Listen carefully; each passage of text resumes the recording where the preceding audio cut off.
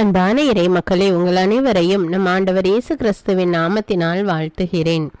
ஒவ்வொரு நாளும் நம்மை பாதுகாத்து பராமரித்து வருகிற இறைவனுக்கு நன்றி அறிதலாக தினமும் மாலையில் குடும்பமாக ஒன்று சேர்ந்து குடும்ப ஜெபம் ஜெபிக்க வேண்டும். அவ்வாறு குடும்பமாக நாம் ஜெபிக்கும் போது ஆண்டவர் நம்மையும் நம்முடைய குடும்பத்தையும் இன்னும் அதிகமாக ஆசீர்வதிக்கிறார். இதுவரை நீங்கள் குடும்பமாக ஒன்று கூடி ஜெபிக்கவில்லை என்றால் இன்று முதல் குடும்ப ஜெபம் ஜெபித்து இறையாசீர் பெறுங்கள். தந்தை, மகன், தூய ஆவியாரின் பெயராலே ஆமீன். திருச்சிலுவை அடையாளத்தினாலே எங்கள் தீயவர்களிடமிருந்து எங்களை மீட்டருளும். எங்கள் இறைவா, தந்தை, மகன், தூய ஆவியாரின் பெயராலே ஆமீன். இறைவா, எனக்கு உதவியாக வாரும். ஆண்டவரே, எனக்கு உதவி செய்ய விரைந்தருளும். தந்தைக்கும் மகனுக்கும் தூய ஆவிக்கும் மாட்சிமை உண்டாவதாக. தொடக்கத்தில் இருந்தது போல் இப்பொழுதும் எப்பொழுதும் என்றென்றும் இருப்பதாக ஆமேன். திருப்பாடல்கள் 103. நெஞ்சே, நீ ஆண்டவரை வாழ்த்துவாயாக. என் அகத்துள்ளதெல்லாம் அவரது திருப்பெயரை வாழ்த்துவதாக. என் ஆன்மாவே ஆண்டவரை வாழ்த்துவாயாக. என் ஆன்மாவே ஆண்டவரை வாழ்த்துவாயாக. அவர் செய்த நன்மைகளையெல்லாம் மறவாதே. என் ஆன்மாவே ஆண்டவரை வாழ்த்துவாயாக. அவர் உன் பாவங்களையெல்லாம் மன்னிக்கிறார், உன் நோய்களையெல்லாம் குணமாக்குகிறார், உன் உயிரை அழிவினின்று மீட்கிறார், அருளாலும் இரக்கத்தாலும் உன்னை சூழ்கிறார். என் ஆன்மாவே ஆண்டவரை வாழ்த்துவாயாக. நன்மைகளால் உன் வாழ்வை நிறைவுபடுத்துகிறார், கழுகுகளின் இளமையைப் போல் உன் இளமையை புதுப்பிக்கிறார். என் ஆன்மாவே ஆண்டவரை வாழ்த்துவாயாக. நீதியின் செயல்களை புரிகிறார் ஆண்டவர், துன்புற்றோர் யாவருக்கும் நீதி வழங்குகிறார். மொய்சனுக்கு தம் வழிகளை வெளிப்படுத்தினார், இஸ்ரவேல் மக்களுக்கு தம் செயல்களை விளங்க செய்தார். என் ஆன்மாவே ஆண்டவரை வாழ்த்துவாயாக. ஆண்டவர் இரக்கமும் கருணையும் உள்ளவர், சினம் கொள்ள தாமதிப்பவர், ஏராளமான காருண்யம் கொண்டவர், ஓயாமல் கடிந்து கொள்பவர் அல்ல, முடிவின்றி கோபம் காட்டுபவர் அல்ல. என் ஆன்மாவே ஆண்டவரை வாழ்த்துவாயாக. நம்முடைய பாவங்களுக்கு ஏற்றபடி நம்மை தண்டிப்பதில்லை, நம் குற்றங்களுக்கு தக்கபடி நமக்கு ஆக்கினை இடுவதில்லை. என் ஆன்மாவே ஆண்டவரை வாழ்த்துவாயாக.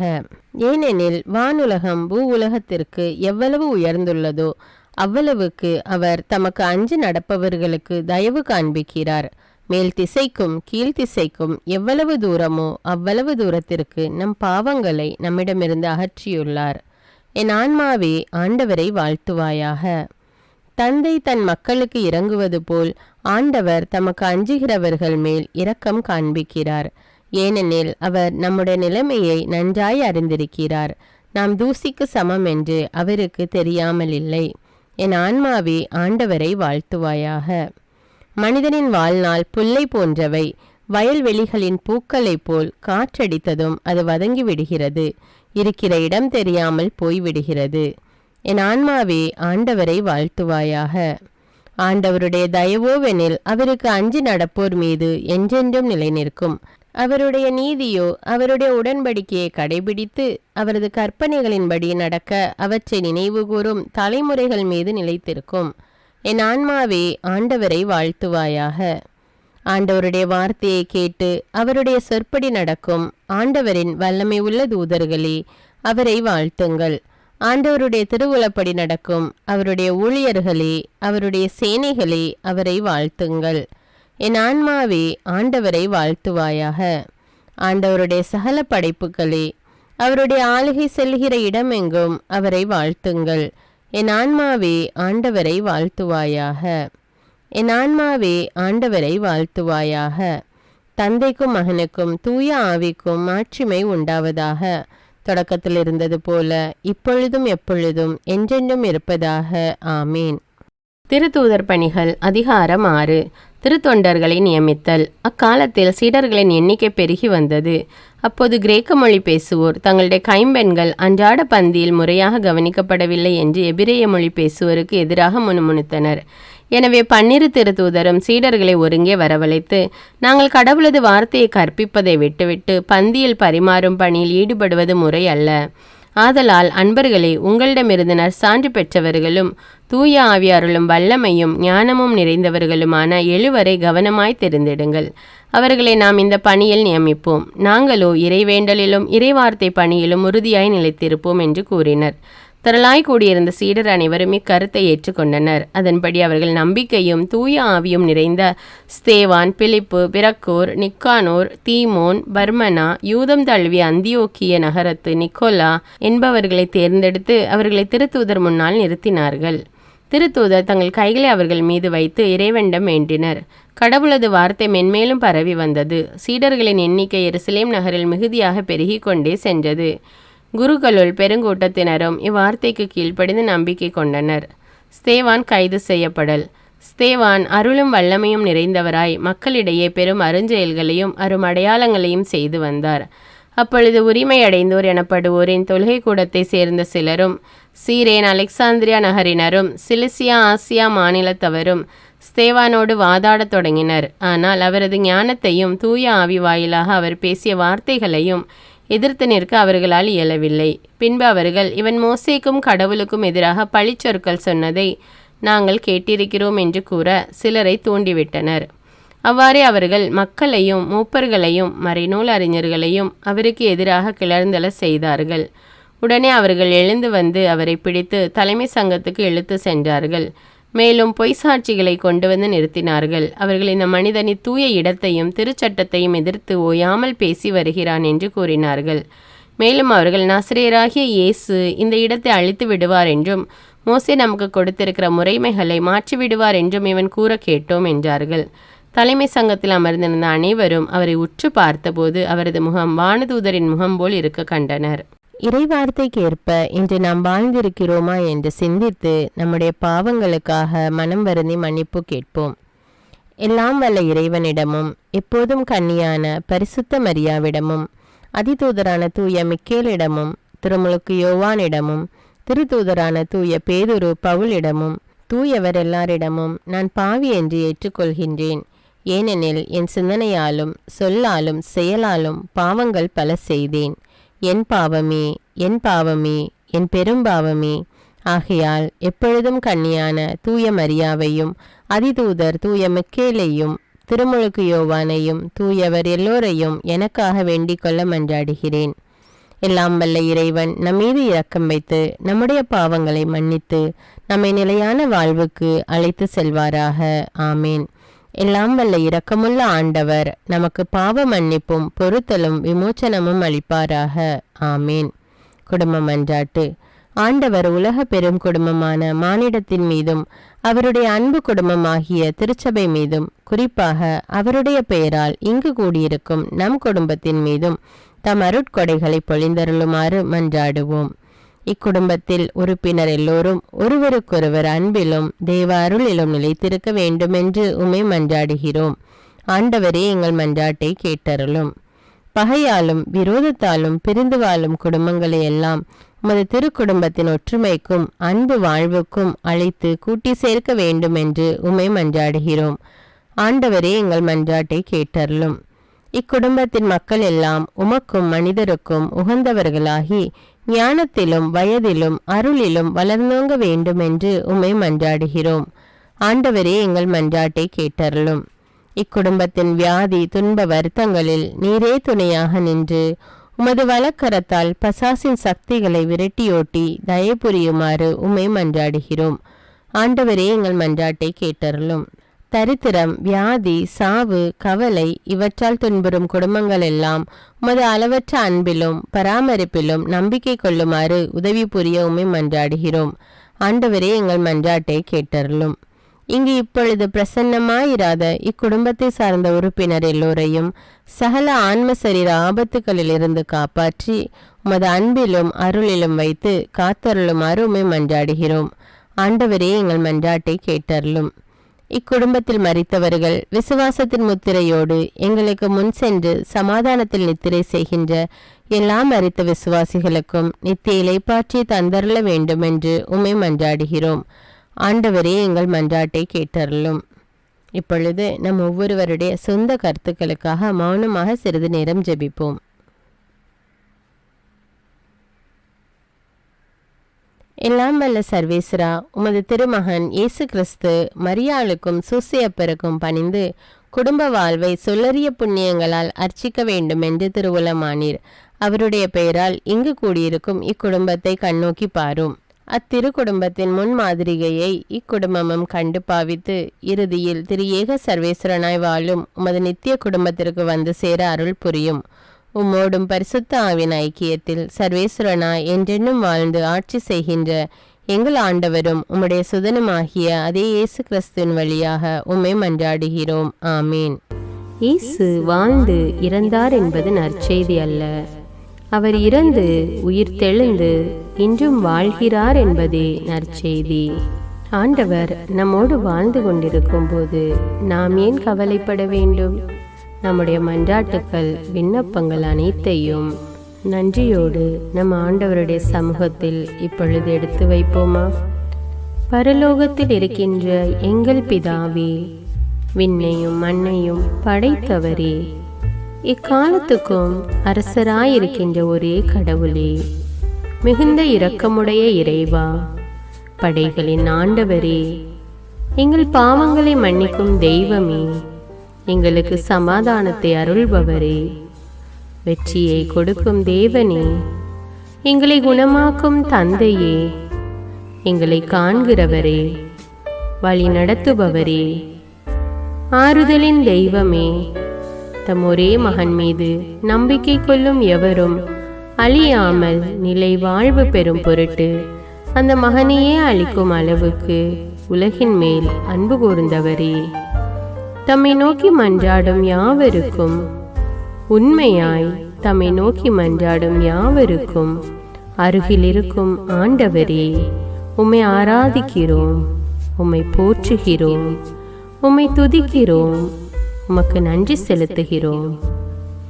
ஆண்டவராகிய இயேசுவே, எங்கள் மெசியாவே, எங்கள் நல்லாயனே, உலகின் ஒளியானவரே, எங்கள் மீட்பரே, வாழ்வும் வழியும் உண்மையுமானவரே, பரலோகத்திலிருந்து இறங்கி வந்த இயேசுவே, பாவியை தேடி வந்த இயேசுவே, நோயுற்றோரை குணப்படுத்தும் இயேசுவே, உலகின் பாவங்களை போக்கும் செம்மறியே, உம்மை அன்பு செய்கிறோம், ஆராதிக்கிறோம்.